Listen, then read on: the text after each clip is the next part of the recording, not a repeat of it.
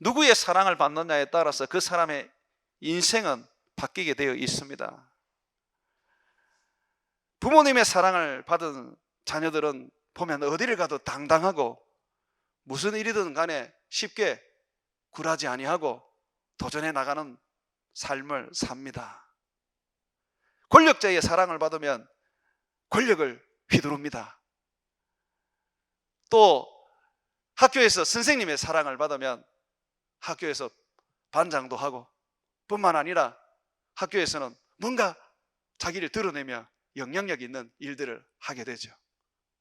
사랑을 받는다는 것은 그 자체가 힘이고 능력이고 우리가 세상을 살아가는 하나의 권세가 됩니다. 그런데 오늘 예수님께서 우리에게 말씀하고 계십니다. 내가 사랑하는 그 사랑 안에 너희는 거하여라. 다시 말해서 내가 너희를 사랑한다 라고 말합니다. 우리가 세상을 창조하신 하나님의 사랑을 받고 있다면, 나를 위하여 십자가에 죽으신 예수님, 자기 목숨도 아끼지 아니하고 십자가에 내어놓으신 그 예수님의 사랑을 지금 받고 있는 겁니다. 그 사랑을 받고 있다면 우리는 이 세상에 대해서 얼마나 당당하게 살아갈 수 있겠습니까? 힘있게 살아갈 수 있겠습니까? 어려움이 있고 고통이 있고 힘겨움이 있어도 우리는 그 모든 것들을 극복하고 살아갈 수가 있습니다. 우리가 귀신을 누구 이름으로 쫓아냅니까? 예수 이름으로 쫓아냅니다. 병에 걸려도 우리는 기도함으로써 그 병을 고쳐나가기도 합니다. 누구 이름으로 기도합니까? 예수 이름으로 기도합니다. 우리를 사랑하는 분이 바로 그 예수님입니다. 능력이 있고 권능이 있고 세상을 창조하시고 누구보다도 우리를 사랑하시는 그 예수님, 그 예수님의 그 사랑을 우리가 받고 있습니다. 그러면 우리는 힘있게 세상을 살아갈 수가 있습니다.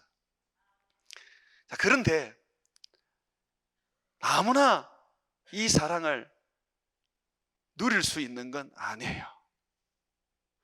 예수를 믿는다고 해서 다 그 예수님의 사랑 안에 거하면서 살아갈 수 있는 게 아닙니다. 예수님을 믿지만은 예수님의 사랑을 누리지 못하는 사람이 있습니다. 구원을 얻었고 예수님을 잘 알고 있는 스스로 제자라고 말하는 사람인데도 불구하고 그는 예수님의 사랑을 가지지 못하고 그 사랑 안에 살지를 못하는 사람이 있습니다. 왜 그럴까요? 내가 예수님의 사랑 안에 거하려고 하지 않기 때문입니다. 오늘 한번 말씀을 보십시오. 여러분 보시면 9절 말씀 보십시오. 아버지께서 나를 사랑하신 것 같이 나도 너희를 사랑하였으니 나의 사랑 안에 거하라 하고 말하고 있습니다. 예수님도 아버지의 사랑을 받으면서 이 세상에서 사셨습니다. 그 사랑 때문에 능력을 행하셨고 그 사랑 때문에 모욕당하고 십자가에 못 박혀 돌아가셔도 그 모든 것을 이겨낼 수 있으셨습니다. 그와 같이 우리에게 예수님은 아버지가 예수님을 사랑한 것처럼 우리를 사랑한다고 말합니다. 사랑을 주신다고 말하고 있습니다. 자, 그런데 이 사랑 안에 거하라 그래요. 사랑 안에 살아라고 말하는 겁니다. 사랑 안에 떨어져 나갈 수도 있는 거예요. 어떻게 하면 사랑 안에 거할 수 있습니까? 10절 같이 읽습니다. 내가 아버지의 계명을 지켜 그의 사랑 안에 거한 것 같이 너희도 내 계명을 지키면 내 사랑 안에 거하리라. 여기 보십시오. 예수님도 하나님의 아들이고 아버지의 그 사랑을 받으면서 이 땅 가운데서 사셨는데 그가 그렇게 아버지의 사랑을 누리며 그 사랑 안에 살 수 있었던 것은 아버지의 계명을 지켰기 때문이라고 말하고 있습니다. 그거와 같이 너희도 내 사랑을 받고 내 사랑을 누리고 내 사랑 안에 살아가려면 내 계명을 지켜야 한다고 말씀하고 있습니다. 그러면 예수님의 계명을 안 지키면 어떻게 돼요? 예수님의 사랑 안에서 떨어져 나가는 거예요. 여러분, 교회들이 다 예수님 안에 있는 거 아닙니다. 라오디게아 교회 이 계시록, 요한계시록에 보면 예수님이 뭐라고 그 교회를 향해서 말하고 있습니까? 내가 문 밖에 서서 두드리노니 누구든지 내 음성을 듣거든 문을 열으라고 말합니다. 그 예수님 교회 안에 계시는 게 아니에요. 우리 안에 계시는 게 아니에요. 예수님을 밀어낸 거예요. 예수님 교회 밖에 있는 거예요. 그러니까 내가 예수 믿는다고 해서, 내가 예수님 안에 있고 예수 믿는다고 해서 내가 예수님의 사랑 안에 있다고 생각하지 마십시오. 존재론적으로는 예수님 안에 있고 예수님의 사랑 안에 있지만, 그런데 예수님의 사랑을 누리지도 못하고 가지지도 못하고 그 사랑 안에서 능력을 체험하지도 못하는데 어떻게 사랑 안에 있다고 말할 수 있습니까? 오늘 예수님께서 내 사랑 안에 있으라고 말하는 것은, 너희가 내 사랑을 누리고 내 사랑을 또한 가지고 그 사랑으로 말미암아서 세상을 살 수 있는 그런 힘, 그런 능력을 너희가 가질 수 있다고 말씀하고 있는 것입니다. 예수 믿으면 되지, 그러면 천국 가는 거 아니야? 라고 말합니다. 그게 맞습니다. 그런데 여러분 아십니까? 행함이 없는 믿음은 죽은 믿음이에요. 정말로 예수님을 믿는 사람은 예수님의 계명을 지킵니다. 예수님의 계명을 안 지키면 예수 믿는 사람은 아니에요. 예수님을 믿으면 천국에 갑니다. 그런데 이 믿음은요, 반드시 행함이 있어야 돼요. 이 행함은 야고보는 사랑이라 그랬어요. 행함이 없는 믿음은 죽은 믿음입니다. 그래서 예수님의 제자 요한은 요한일서 3장 23절과 24절에 예수님이 주신 명령, 그 계명을 이렇게 말하고 있습니다. 그의 계명은 이것이니 곧 그 아들 예수 그리스도의 이름을 믿고, 여기 보십시오. 예수님의 이름을 믿는 거, 그게 예수님의 계명이라 그래요. 그러면서 하나 더 말합니다. 그가 우리에게 주신 계명대로 서로 사랑할 것이니라. 예수님도 믿고, 그리고 예수님을 믿는다면 예수님의 계명대로 서로 사랑해야 되는 거죠. 사랑하지 않으면 그거 가짜입니다. 그거 가짜입니다. 여러분, 나는 예수 믿었으니까 나는 천국 갈 거다 라고 생각하시는 분 살펴보십시오. 내가 예수님의 그 사랑의 계명을 지키고 있는가, 순종하고 있는가, 여러분 살펴보시기 바랍니다. 예수님께서는요, 우리에게 말씀합니다. 내 계명을 지키지 않으면 너희는 나와 상관이 없다. 아버지를 사랑한다고 하면서 내 계명을 지키지 않는다면 그거는 거짓말이다. 요한도 그 부분에 대해서 많은 이야기를 했어요. 요한 1서 3장 14절에 보게 되면, 우리는 형제를 사랑함으로써 사망에서 옮겨 생명으로 들어간 줄을 알거니와. 내가 생명을 얻었다는 거, 사망에서 생명으로 옮겨졌다는 거, 이걸 내가 어떻게 아느냐? 내가 이거 믿고 있는데 이걸 어떻게 아느냐? 형제를 사랑함으로써 그걸 안다고 말하고 있습니다. 또 뭐라고 그러냐면, 사랑하지 아니하는 자는 사망에 머물러 있느니라고 말합니다. 차기원차 나는 생명을 얻었다, 사망에서 생명으로 옮겨졌다, 확신 가지고 노래 부르고 팔짝팔짝 뛰어다니면서 그걸 자랑해도 소용이 없어요. 사랑하지 않는다면 어디에 있다 그럽니까? 사망에 있느니라 라고 말하는 겁니다. 성경 말씀대로 우리가 배우고 믿어야지, 그냥 자기 생각대로 목사들이 가르치는 그런 어떤 한쪽으로 치우친 교리 가지고 믿어서는 안 됩니다. 요한일서 2장 11절에도 그의 형제를 미워하는 자는 어둠에 있고 또 어둠에 행하며 갈 곳을 알지 못하나니 이는 그 어둠이 그의 눈을 멀게 하였습니다. 어둠에 있대요, 형제를 미워하는 자는. 우리는 빛의 자녀들입니다.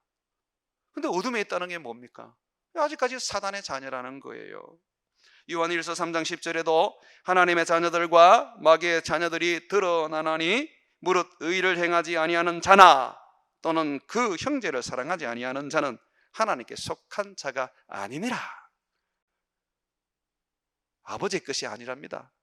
그럼 누구의 것입니까? 마귀의 것이라는 것이죠. 사랑하는 여러분, 예수님 오늘 분명히 우리에게 말하고 있습니다. 나도 아버지의 사랑 안에 거하기 위해서 아버지의 계명을 지켰다. 그렇다면 너희들도 마찬가지다.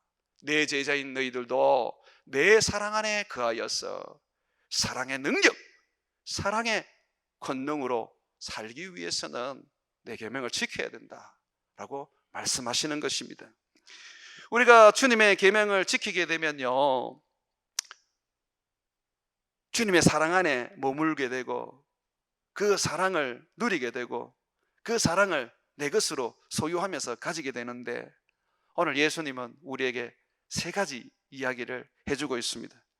계명을 지켜 주님 사랑 안에 거하게 되면 첫 번째로 예수님의 기쁨이 내 안에 가득하게 될 것이라고 말씀하고 있어요. 10절 말씀 한번 보세요. 10절 말씀, 11절 말씀입니다. 11절 말씀 한번 보세요. 내가 이것을 너희에게 이름은 내 기쁨이 너희 안에 있어 너희 기쁨을 충만하게 하려 함이라. 12절입니다. 내 계명은 곧 내가 너희를 사랑하는 것 같이 너희도 서로 사랑하라 하는 이것이니라. 우리가 서로 사랑하게 되면, 예수님의 계명대로 예수님처럼 서로 사랑하게 되면 내 안에 예수님의 기쁨이 생겨나게 되어 있습니다. 우리가 이 기쁘게 살려고 되게 노력 많이 하잖아요. 근데 쉽지 않죠. 아이들 보면 항상 깔깔깔깔 거리면서 웃습니다. 그 마음의 기쁨이 늘 있기 때문에 그냥 애들의 삶에서 그냥 드러나는 것이죠. 근데 나이가 들면 기쁜 일이 별로 없어요. 좋은 걸 봐도 안 기쁘고, 또 좋은 소리를 들어도 그렇게 크게 기쁘지 않아요. 그래서 어르신들 건강을 위해서 의사들이 권하는 그 건강의 그 치료 방법 중에 하나가 뭡니까? 웃으라 그러잖아요. 하도 안 웃으니까. 웃음이 그냥 생기지 않습니다. 예수님은 오늘 우리에게 말합니다. 너희가 사랑하게 되면 내가 내 기쁨을 너희에게 주겠다. 이건 세상의 웃음이 아닙니다. 세상의 기쁨도 아닙니다. 우리 주님이 하늘의 기쁨을 주십니다. 우리 아버지의 기쁨, 우리 예수님의 기쁨을 우리 속에 불러 일으켜 주시는 거예요. 그러다 보니까 어려움이 생겨도 나도 모르게 그냥 웃게 됩니다. 아이고, 주님이 해결해 주시겠지. 막 병들어서 죽어가고 있는데도 그냥 기쁨이 생깁니다. 죽어도 천국이니까 나는 괜찮아. 사람들이 막 나를 모욕하고 수치스럽게 해도 그냥 웃음이 납니다. 아버지가 나를 아시면 되지. 아버지가 나를 사랑하시면 되지. 내가 뭐 사람들의 그 말에 내가 마음을 두나. 그러면서 그냥 웃음이 납니다. 죽음 앞에 서서 웃음이 나고, 질병 속에서도 웃음이 나고, 염려와 걱정 속에서도 웃음이 나고, 가장 마음에 기쁨이 생기는 거예요. 예수 믿는 사람에게 주시는 이 기쁨은요, 성령의 열매 중에 희락의 열매 아닙니까? 예수님이 이 희락을 주신다고 말하고 있습니다. 하나님 나라는 뭡니까? 의와 희락과 화평이라 그러지 않습니까? 그러면 내 속에 기쁨이 있다는 것은 내가 하나님 나라가 된 거예요. 내 속에 하나님이 계시다는 것을 말하는 거예요. 여러분들이요, 예수님처럼 서로 사랑하십시오. 여러분 속에 하나님이 분명히 약속하십니다. 기쁨이 넘치게 될 것이라고 말해요. 두 번째로 주님이 주시는, 우리가 서로 사랑하는 계명을 지키면 주시는 그 축복과 은혜가 있는데, 다름 아니라 우리가 예수님의 친구가 됩니다. 13절에서 15절 말씀 한번 보십시오. 사람이 친구를 위하여 자기 목숨을 버리면 이보다 더 큰 사랑이 없나니 너희는 내가 명하는 대로 행하면 곧 나의 친구라. 주님이 우리 친구가 되어주신대요. 근데 이 친구를 위해서 가장 큰 사랑을 주신답니다. 어떤 사랑을 주십니까? 목숨을 주신대요. 친구를 위해서 목숨을 주시는 분이 바로 우리 예수님입니다. 우리가 예수님의 친구만 되면 예수님은 자기 생명을 다 주십니다. 그 목숨과 함께 모든 것을 다 주십니다. 여러분 보십시오. 15절입니다. 15절을 여러분 읽을 때에 기억해야 되는 것은 지금 제자들이 이미 온몸이 깨끗한 끝없는 자들이라는 겁니다. 근데 그들에게 뭐라고 말합니까? 이제부터는 너희를 종이라 하지 아니하리니 종은 주인이 하는 것을 알지 못함이라. 너희를 친구라 하였노니 내가 내 아버지께 들은 것을 다 너희에게 알게 하였습니다. 여기 보면 이제는 너희를 종이라고 내가 부르지 않겠다. 사실 우리 종이잖아요. 주여 주여 하는 것은 예수님이 나의 하나님, 나의 주인이라는 걸 말하는 거잖아요. 그럼 내가 종이잖아요. 근데 예수님 뭐라 그래요? 너희는 이제부터 종이라고 내가 부르지 않겠다. 너희는 내 친구다. 그럼 이 친구에게 어떤 또 특권을 줍니까? 목숨을 이 친구를 위하여 줄 뿐만 아니라 모든 것을 다 알게 해준대요. 아버지께서 예수님께 알려주신 것, 그 모든 하늘의 비밀을 우리들에게 다 알려주신대요. 여러분, 예수님께서 나에게 모든 것을 알게 해주신다면 우리가 얼마나 미래에 대해서 두려움 없이 살 수 있겠습니까? 앞이 잘 안 보이고 그 앞날에 대해서 우리가 염려하고 걱정하는 이유가 뭐 때문입니까? 몰라서 그렇잖아요. 보이지 않아서 그렇잖아요. 근데 예수님께서 모든 걸 다 알게 해주신 거예요. 바울이 로마로 황제에게 재판을 받기 위해서 배를 타고 갔는데 로마 군병들에게 이제 잡혀서 가는 겁니다. 가는데 풍랑이 일어났어요. 막 그냥 배가 완전히 산산조각이 다 났어요. 죽는 거예요. 사람들은 두려워서 막 벌벌벌 떨었습니다. 근데 바울은요, 아무런 미동도 없었습니다. 그저 평화롭고 기쁨이 넘쳤습니다. 왜 그랬습니까? 기도할 때마다 하나님이 그에게 말씀하시는 거예요. 너희가 곧 섬에 이르게 될 것이다. 너는 황제에게 가서 내 이름을 전가할 것이다. 하나님이 다 알게 해주시는 거예요. 하늘의 신령한 비밀을 알고 하나님의 뜻을 아는, 그거는요, 기도 많이 해서 받는 하나의 예은의 은사로 끝나지 않습니다. 예은의 은사도 부분적입니다. 그런데 내가 사랑했어, 그 계명, 사랑의 계명을 지켜서 예수님으로 말미암아 친구라는 그런 칭호를 받고 산다면 주님은 우리에게 비밀이 없으시는 분입니다. 구약 성경에 하나님의 친구라고 불리우는 분이 딱 한 분 나와요. 그분이 아브라함입니다. 아브라함을 하나님이 벗이라고 불렀다고 합니다. 근데 하나님이 소돔과 고모라로 가실 때, 죄악으로 인하여 소돔과 고모라를 멸망시킬 때 하나님은 아브라함에게 그걸 감추지 않으시는 거예요. 아브라함이 가서 말을 해줍니다. 아브라함아, 내가 저 소돔과 고모라로 간다. 죄악 때문에 저 성을 내가 멸하러 간다 라고 말씀해 주시는 거예요.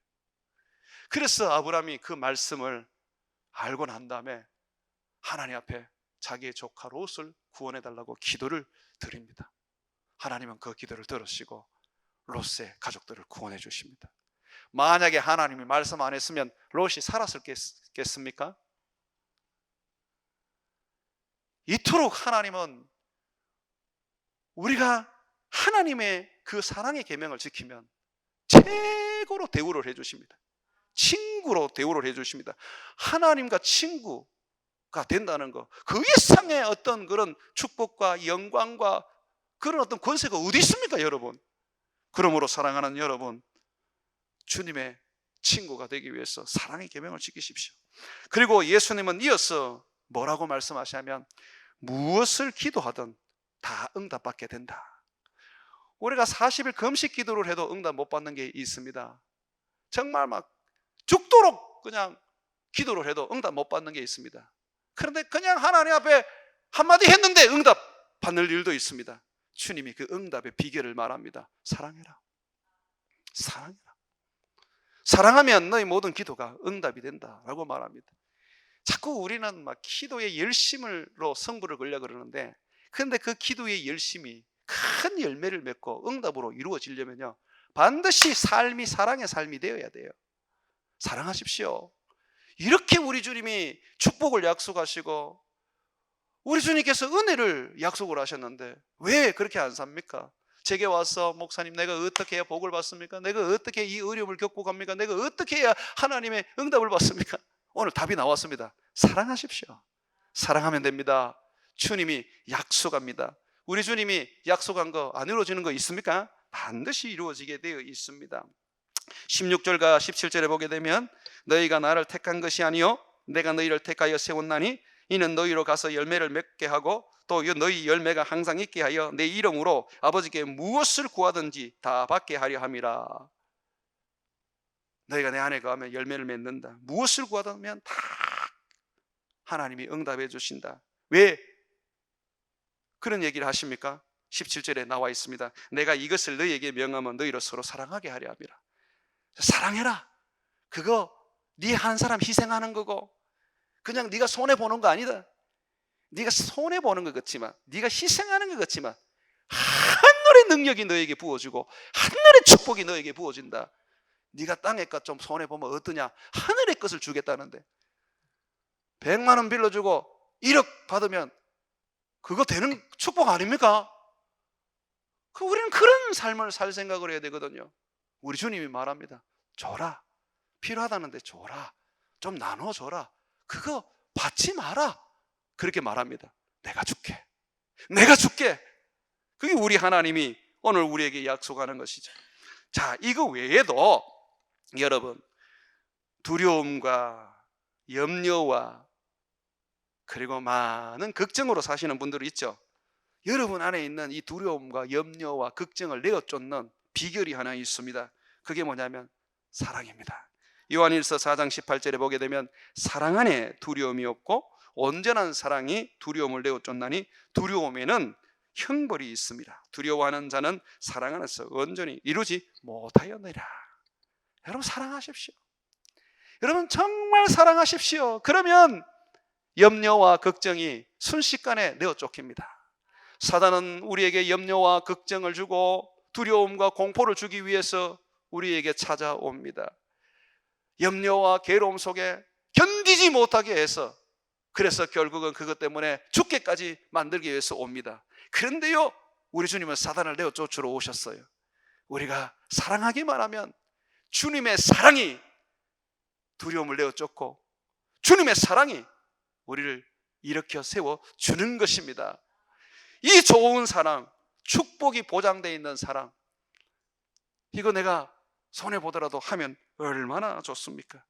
놀랍게도 주님은 이 사랑이 우리의 삶의 가장 우선순위가 되어야 된다고 말합니다. 여러분 우리가 하나님을 섬기는데 가장 우선순위가 되어야 되는 게 뭡니까? 예배 아닙니까? 근데 예배보다 앞서야 돼요. 내가 가르치는 게 아니라 예수님이 가르치는 거예요. 마태복음 5장 23절과 24절에 말씀하시기를 예물을 제단에 드리려다가 거기서 너의 형제에게 원망 들을 만한 일이 있는 것이 생각나거든. 예물을 제단에 두고 예배를 중단하라요. 멈추라고 말합니다. 형 갔어. 먼저 갔어. 자, 먼저 갔어. 예배보다 앞서는 게 지금 사랑입니다. 먼저 가서 형제와 화목하고 그 후에 와서 예물을 드리라.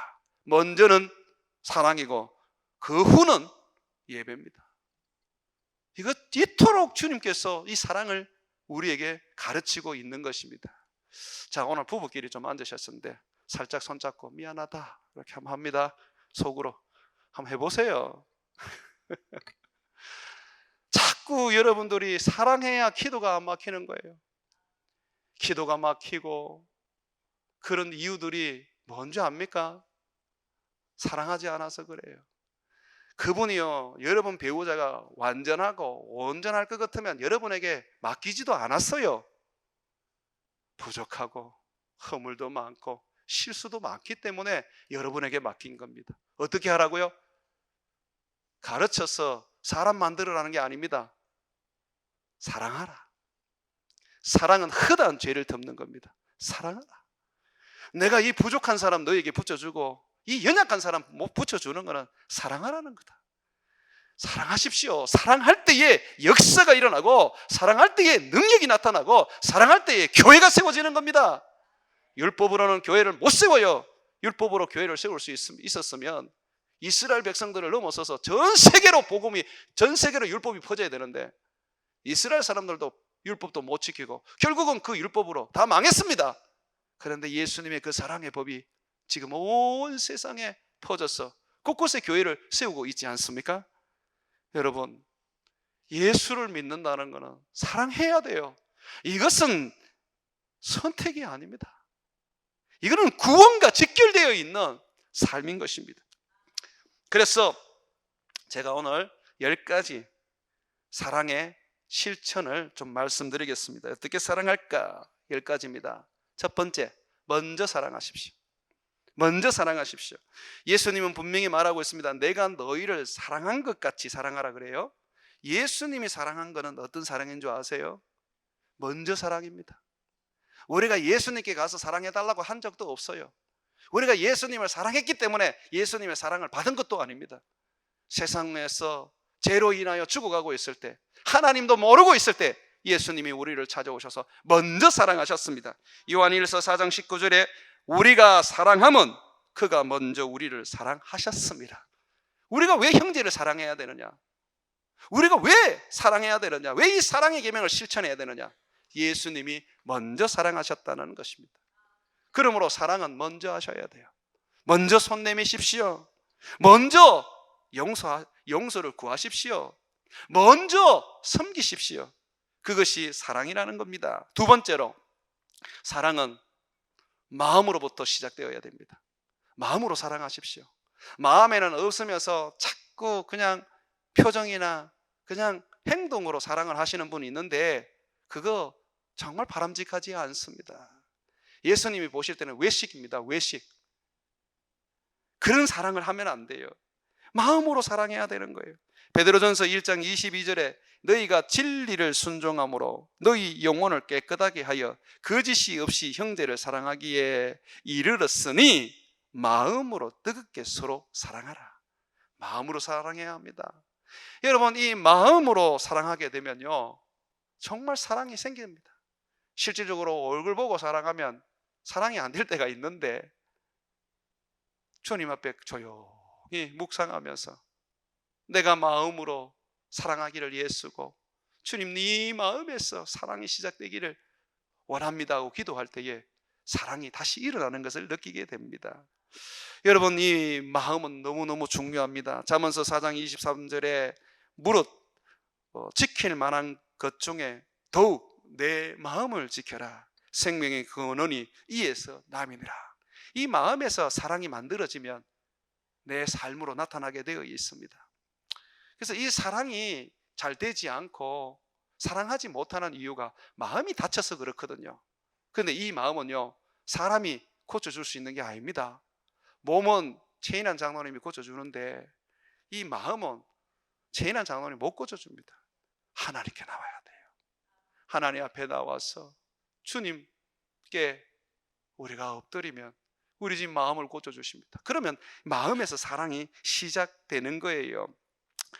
이 마음으로 사랑하라 할 때 좋아하는 마음을 말하는 것으로 여기면 안 됩니다. 예수님께서 보여주시는 마음으로의 사랑, 하나님 아버지께서 보여주시는 그 사랑은요 불쌍히 여기는 겁니다. 구약에 보세요. 항상 주님이 그 백성들 사랑할 때 어떻게 사랑합니까? 불쌍히 여기시잖아요. 그래서 우리 주님은 과와 가부를 너희들이 누구보다도 사랑하라고 말해주고 있습니다. 왜? 우리 주님이 불쌍히 여기시니까.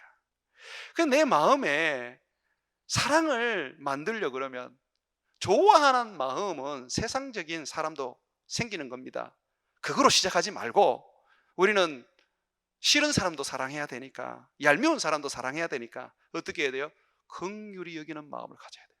이게 하나님의 사랑입니다. 내 마음에 불쌍히 여기는 마음이 있어야 돼요. 이거 없으면요 허구없날 그냥 남편이 미운 거예요. 결혼할 때는 호강시켜준다 그래놓고 지금까지 늘 적은 월급에 전세도 겨우 살게 하고 원껏 옷도 하나 사 입어 보지도 못한 삶을 살았어요. 남편이 그렇게 했어요. 그러다 보니까 그냥 남편이 보면 그냥 찌질하게 보이고 능력 없어 보이고 그냥 다른 사람에 비하면 너무 형편없는 거예요. 그러니까 사랑이 안 생겨요. 그 남편을 한번 보십시오. 얼마나 살라고 발버둥 치십니까? 자식들 잘 먹이고 입히고 내 아내도 호강시켜 주려고 얼마나 애를 씁니까? 그런데 안 된단 말이에요. 그러니 너무 힘이 드니까 술이라도 한 잔 먹는 거예요. 그럼 어떻게 봐야 돼요? 저 사람이 저렇게 애쓰고 힘써서 여기까지 왔는데 저 사람도 얼마나 고생하면서 저렇게 살았나? 그러면서 여러분 긍휼히 여겨야 돼요. 얼마나 힘이 들었으면 저렇게 술이라도 먹으면서 저 힘겨움을 이기려고 할까? 불쌍히 여겨야 합니다. 그 마음이 있어야 여러분의 기도가 응답이 되는 거예요. 내 마음에 미워하는 마음이 있고 정죄하는 마음이 있고 판단하는 마음이 있는데 어떻게 여러분의 기도가 응답이 될 거라고 생각을 하십니까? 골로새서 3장 12절에 보게 되면 너희는 하나님이 택하신 거룩하고 사랑받는 자처럼 긍휼과 자비와 겸손과 온유와 오래 참음을 옷 입으라. 누가 너희에게 불만이 있거든 서로 용납하며 피차 용서하되 주께서 너희를 용서하신 것 같이 너희도 그리하라. 이 모든 것 위에 보십시오. 이 모든 것 위에 사랑을 더하라. 이는 온전히 매는 띠니라. 사랑하려면 선행되어야 하는 게 있어요. 사랑은 건물로 말하면 이 기초석이 아닙니다. 그건 기둥이고 어떻게 보면 그냥 보이는 위에 그 건물들입니다. 이 사랑을 지으려면 내 안에 긍휼과 자비와 온유와 오래 참음, 용서와 그리고 용납이 있어야 하는 겁니다. 사랑하는 여러분, 마음으로 사랑하십시오. 내 마음의 긍휼과 불쌍히 여김을 가지고 사랑하시기를 바랍니다. 세 번째, 행함으로 사랑해야 합니다. 다시 말해서 섬겨야 해요. 손것으로 사랑해야 하는 거예요.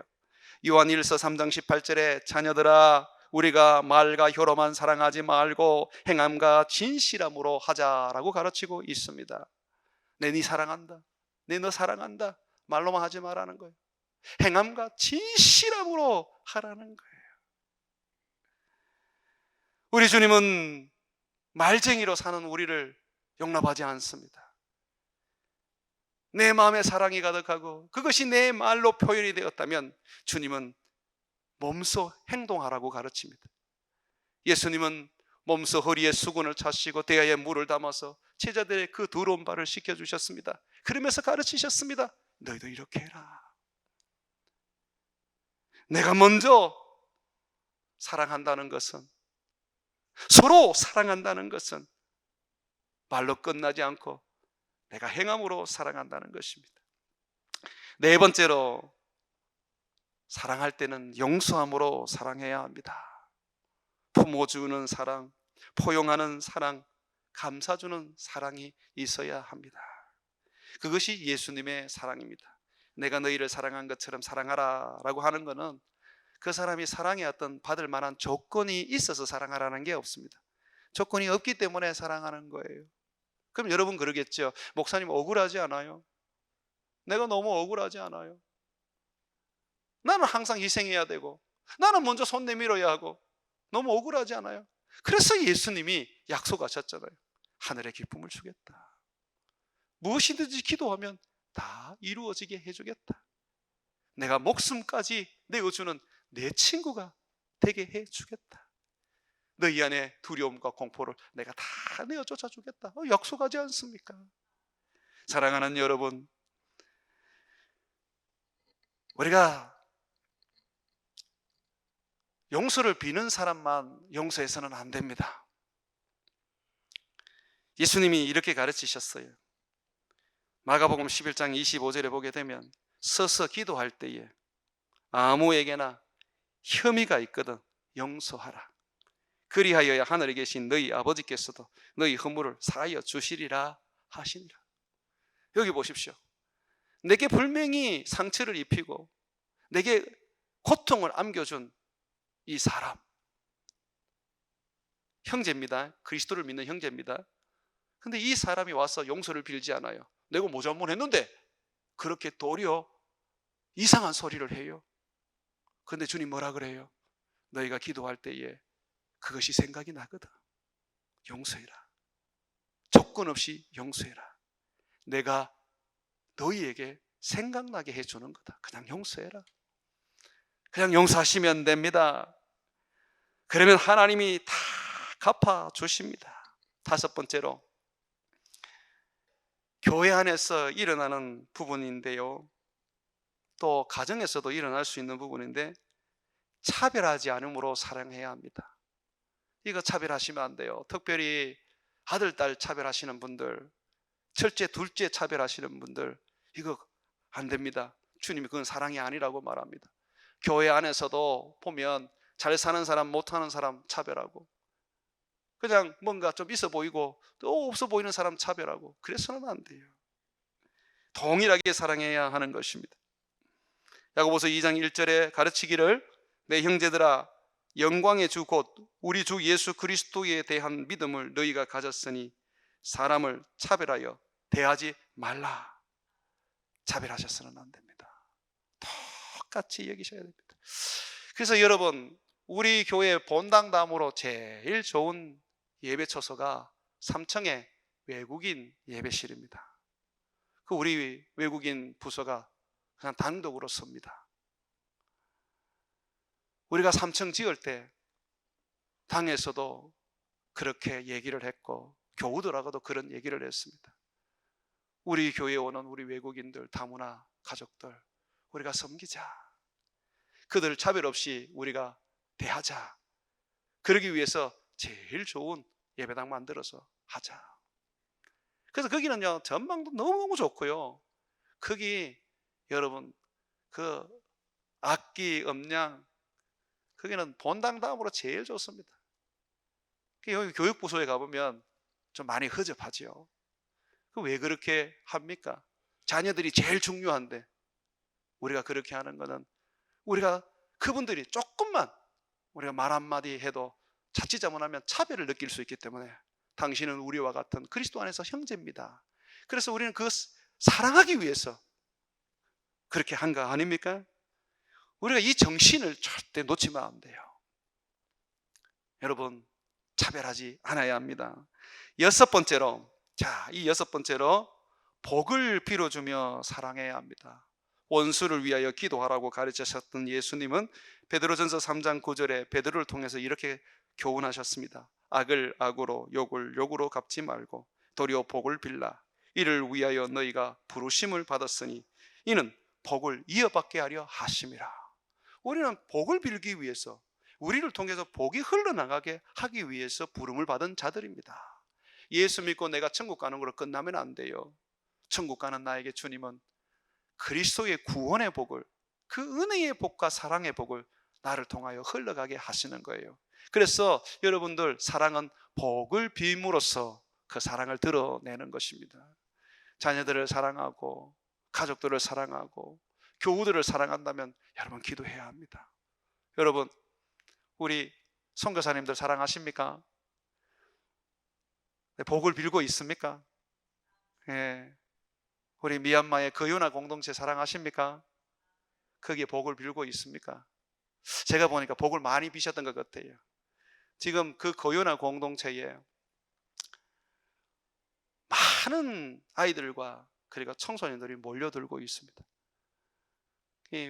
정부로 의해서 폭격을 받은 그 마을에 떠돌아다니는 아이들이 거요나 공동체 소식을 듣고 많이 모여드는데, 순식간에 거기가 엄청 커진 공동체가 되어버렸어요. 그래서 아침, 점심, 저녁도 먹여야 하니까 굉장히 많은 재정도 지금 들어가고 있습니다. 그게 저는 그게 복이라고 생각해요. 우리가 기도해서 하나님이 예수 모르는 아이들, 흩어져서 유린하는 코와 같은 아이들, 그곳에 다 모아서 예수님 복음 듣게 하고 거기서 하루 세끼 그래도 밥을 먹으면서 살게 해주시는 그 은혜라고 생각합니다. 나중에 그 거요나 공동체에서 그들이 자라서 나중에 다 선교사로 나가고 전부 다 세계 이 나라 곳곳에 큰 인물이 되기를 주의 이름으로 축원을 드립니다. 여러분, 또한 일곱 번째로요, 이거는 우리가 좀 새겨들어야 됩니다. 악한 말, 거짓말, 비난하는 말, 험담을 하지 않으므로 사랑해야 합니다. 손것을 얼마나 잘 섬기는지 몰라요. 그런데 막 그냥 사람들 몇 사람 많이 막 그냥 험담하고 비난하고 욕을 합니다. 다 까먹고 있어요. 그거 사랑하는 거 아닙니다.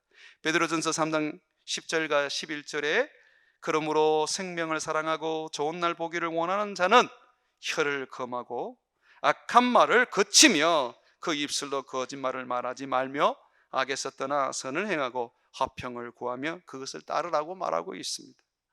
사랑은 이쁜 말에서 나와야 합니다. 말이 이뻐야 해요. 말이 이뻐야 그 사람이 행복해지는 겁니다. 여덟 번째, 존중함으로 사랑해야 합니다. 존중한다는 말이 뭐냐면 성경으로 말하면 남을 나보다 낫게 여겨야 한다는 것입니다. 이것이 겸손한 사랑이에요. 빌립보서 2장 3절에 아무 일에든 다툼이나 그 영으로 하지 말고 오직 겸손한 마음으로 각각 자기보다 남을 낫게 여기라고 말하고 있습니다. 저 사람이 나보다 낫다고 여겨버리면요, 사랑이 됩니다. 그것이 사랑입니다. 그런데 볶으면 나보다 배운 것도 못하고 나보다 직분도 낮고 나보다 신앙도 연약하고 이렇게 보게 되면 결국은 사랑할 수가 없게 돼요. 교회 안에서 나보다 성도들이 낫다고 여긴다면 이 교회는 사랑이 넘치게 될 것입니다. 아홉 번째로, 약속을 지킴으로써 사랑해야 합니다. 여러분, 돈 빌렸으면 갚아야 되는 거고요. 또 내가 뭔가 하겠다라고 했으면 같이 해야 합니다. 여러분을 사랑하고 신뢰해서 지금 같이 있는 거예요. 그러면 내가 약속을 지켜야 돼요. 이 약속을 지키는 것은 하나님과의 관계도 마찬가지입니다. 우리 성도님들도 보면 하나님 제게 복을 주시면 하나님 이렇게 섬기겠습니다 라고 약속을 해요. 근데 하나님 복을 주시거든요. 근데 보면 섬기는 거는 요만큼만 섬기고 나머지는 자기가 다 누려요. 그거 약속 지키는 거 아닙니다. 하나님 앞에 이렇게 섬기겠다고 약속하면 좀 그대로 좀 하십시오. 그래야 하나님이 그 다음에 은혜를 주시고 기도마다 다 응답을 해 주실 거 아닙니까? 하나님 앞에 받은 복은 많은데 하나님 앞에 드리는 거는 인색하니 어찌 하나님께서 그 부분에 대해서 우리를 책망하지 않겠습니까? 그래서 우리는요, 소원도 지켜야 되고 맹세도 지켜야 하는 것이 성경의 가르침입니다. 그래서 말 함부로 하면 안 되죠. 우리 교우들간에 서로 여러분 약속한 거 말 한마디 했거든 꼭 지키세요. 그래서 말 함부로 하지 말고 말을 했으면 꼭 지키는 그 신실함이 필요합니다. 마지막으로요, 기도함으로 사랑해야 합니다. 우리의 사랑은 기도로 이어져야 합니다. 마태복음 5장 44절에 나는 너희에게 이르노니 너희 원수를 사랑하며 너희를 박해하는 자를 위하여 기도하라. 여기 보면 기도하라고 되어 있지 않습니까? 원수를 사랑하고 박해하는 자를 기도하라고 그렇지 않습니까? 여러분, 그와 같이요, 결국은 우리가 기도하면 돼요. 도저히 사람과 관계 속에서 이 사람하고 어떻게 내가 마음을 풀려고 해도 풀 수가 없어. 그럴 때는 어떻게 해요? 기도 시간 가지면 됩니다. 그러면서 그 사람을 두고 하나님 앞에 기도하면요, 그게 사랑입니다. 부부관계도 바울이 가르치죠. 너희는 분반하지 마라. 그러나 기도할 때는 잠시 떨어져 있으라 그러죠. 자꾸 내 힘으로 그 사람과 관계를 풀려고 그러고 말 어떻게 좀 잘해서 서로 어떻게 막 풀어보려고 그러지 마세요. 이게 풀려고 하는데 안 되거든. 탁! 거기 닫아놓고 바로 엎드리세요. 기도하세요. 다 기도하면 하나님이 풀어줄 건 풀어주고 하나님이 해결해 줄 건 해결해 줍니다. 사랑은 내 힘으로 하는 것이 아니라 성령의 힘으로 하는 것입니다. 그러므로 기도하시기를 바랍니다. 사랑하는 여러분, 사랑하셔야 합니다. 사랑할 때에 우리는 하나님을 알고 우리의 믿음이 주님 앞에 옳다 인정함을 받는 것입니다. 사랑할 때에 주님은 예수님의 기쁨을 우리에게 충만하게 해주시고 종이 아니라 친구가 되게 하시고 무엇을 구하든지 응답받게 하시며 담대함과 두려움을 내쫓게 합니다. 사랑하십시오. 우리 교회는 무조건 이 계명을 지켜서 우리 주님 앞에 복받는 교회 되기를 주의 이름으로 축원을 드립니다.